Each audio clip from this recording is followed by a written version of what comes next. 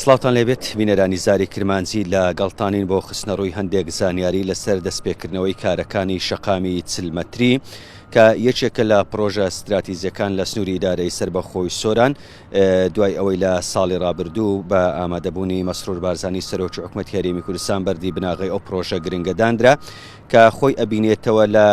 دوو سایدێک لە بەردەمی هۆڵی بۆنەکانی سۆرانەوە لەوێەوە دەچێتەوە گەڕەکی شەهیدانی ئازادی و لەوێ بۆ دێڵسیان ئەمە پرۆژەیەکی زۆر ستراتیزی و گرنگە لە سنووری ئیدارەی سەربەخۆی سۆران کە ئێستا بەشێکی جێبەجێ کراوە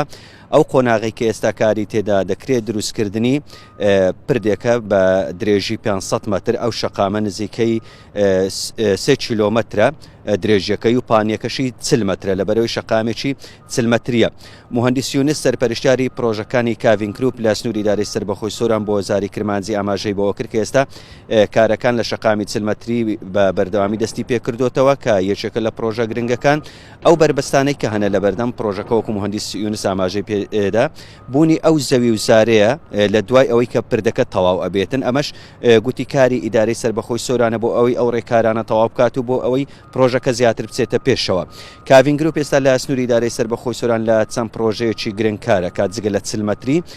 شەقامی 30 مەتری هەیە کە ئەویش دوو سایدێکە لە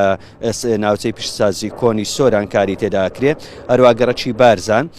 جگە لەوەی گەڕەکی گۆڕەز دەواازەی سۆرانیش کە وەکو مهندس یونس ئاماژەی پێکرد 185 کارەکانی تەواو بووە کە ئەمانە کۆی ئەو پرۆژە گرنگ و استراتیژیانن لە سنووری ئیدارەی سەربەخۆی سۆران لەلایەن کۆمپانیای کاڤین گروپەوە جێبەجێ دەکرێن. شەقامی 40 مەتری بە تەواوبوونی جەنجاڵی و قەرەباڵغیەکی زۆر کە لە نێو سۆران و سنتەری شارەیە